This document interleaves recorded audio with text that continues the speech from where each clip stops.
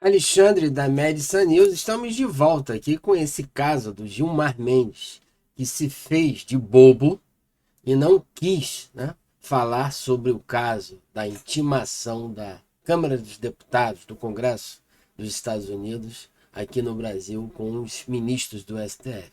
Então, Gilmar Mendes, decano do Supremo, referiu desconhecer o midiático caso da intimação do Congresso norte-americano a Alexandre de Moraes, principalmente, mas se referindo toda a corte, né, por violações dos direitos dos brasileiros e ainda proferiu fake news por violações dos direitos dos brasileiros. Entendeu? Então, tinha sido retido em Guarulhos o Sérgio Tavares, esse repórter aqui, onde é o Twitter dele, que eu estou mostrando, por questões políticas. Ele queria cobrir um evento de Bolsonaro, da direita, através de monitorização prévia das minhas redes sociais, disse ele, Sérgio Tavares. Então ele é um cidadão português que está entrevistando Gilmar Mendes. E ele se faz de surdo, se faz de desentendido, porque sabe que a corte brasileira tem cometido irregularidades e violações no mundo inteiro.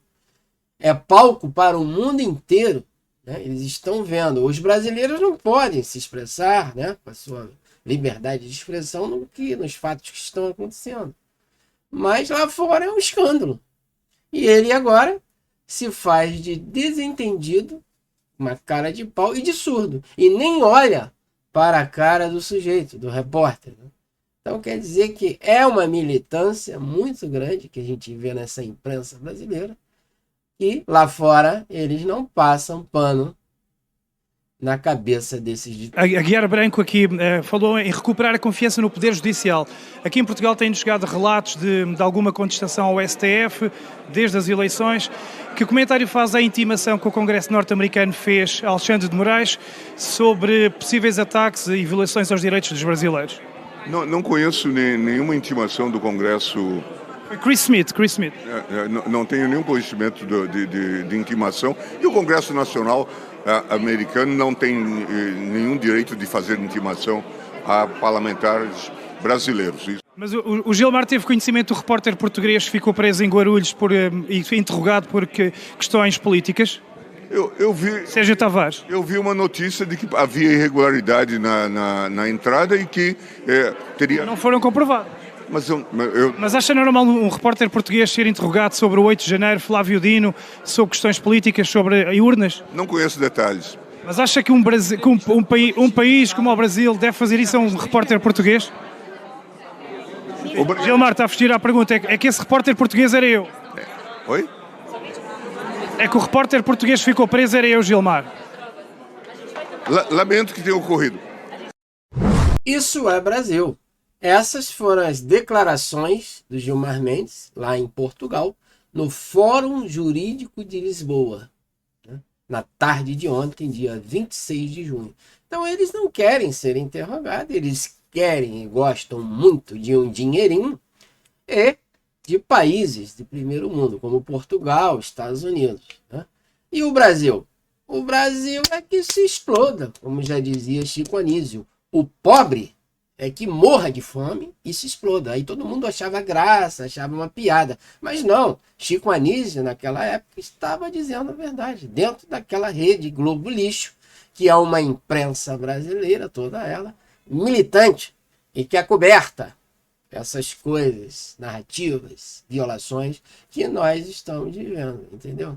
Então a gente não pode falar muita coisa, mas o mundo inteiro está falando. E esse aí é um jornalista português que está denunciando esse tipo de violações que o Brasil, principalmente no Poder Judiciário, vem cometendo. Essas são as atrocidades que o STF vem cometendo. Olha lá, urgente, cumprindo ordem de Moraes, Secretaria da Saúde de São Paulo informou que foram realizados 68 abortos e um bebê que possuía 7 meses e meio de gestação, enquanto 2 deles possuíam 6 meses e meio e outro quase 6 meses, foram mortos com aquela injeçãozinha de cloreto de potássio após 22 semanas no coraçãozinho do bebê.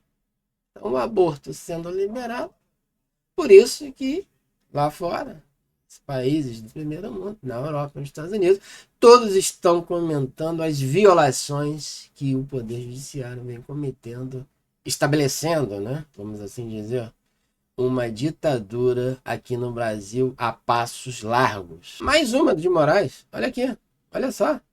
Alexandre de Moraes deu um prazo de até 2 horas para que Instagram e Facebook derrubem novos perfis e canais criados por Monark. Monark está foragido, né, exilado lá nos Estados Unidos, junto com Alan dos Santos, entre outros. Figueiredo, jornalista, vários. Né? Em caso de descumprimento, será aplicada uma multa diária de R$100 mil à plataforma. Isso não é ditadura ou não é? Né? O que esse monarca está fazendo? Tomando um vinhozinho, falando dos podcasts, falando das urnas, falando do STF, falando do Bolsonaro, falando do Lula. Ele não pode fazer isso, porque aqui, semelhantemente ao que acontece na Venezuela, na Nicarágua ou em Cuba, ou até mesmo na China, um pouquinho mais longe, são ditaduras, né, estabelecidas no mundo que estão acontecendo aqui no Brasil. E ele não cansa de censurar as pessoas. Os brasileiros estão fugindo, muita gente fugindo, foragido. E aí? Aonde isso tudo vai parar? Por isso que o Sérgio Tavares está com essa pulga atrás da orelha e fez essa interrogativa, né, mal sucedida com Gilmar Mendes. Mais uma na conta de Alexandre de Moraes. Acolheu o pedido da AGU e cassou, né, uma decisão da Justiça Federal do Paraná que reconhecia um erro do ministro Alexandre e condenava a União a indenizar o ex-deputado Romero por demora no desbloqueio de sua conta no Instagram. Moraes considerou a decisão uma afronta à competência do STF e enviou o caso ao Corregedor Nacional Luiz Felipe Salomão para medidas contra o juiz concursado federal José Giacomo Gimenez por desafiar a autoridade do STF, no caso Alexandre de Moraes. Isso não é ditadura, não é, minha gente?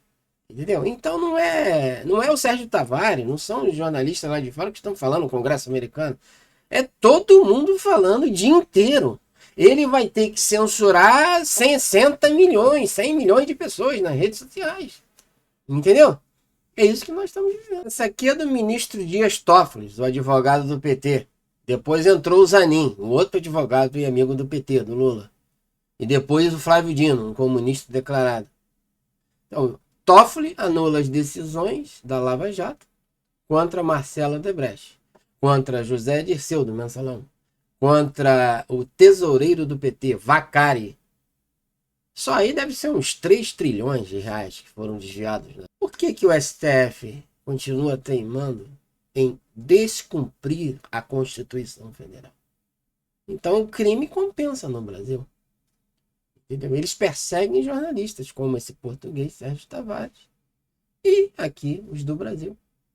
Várias pessoas exiladas lá fora, nos Estados Unidos. E depois se faz de surdo e cego, porque a imprensa brasileira não é só a Rede Globo lixo, não. Todas elas, até da Record, SBT, Band, CNN, UOL, Folha de São Paulo, todas que recebem uma graninha do governo, já há muito tempo, elas são militantes encoberta as violações que o STF, o Lula, o Executivo, os políticos corruptos vêm cometendo. Essa é a verdade e é isso que estamos vivendo no Brasil. Um grande abraço. Esse é o nosso canal, Alexandre da Médica News. Compartilhe esse vídeo, dê aquele like. Não se esqueça de se inscrever no canal. E até as próximas notícias. Obrigado.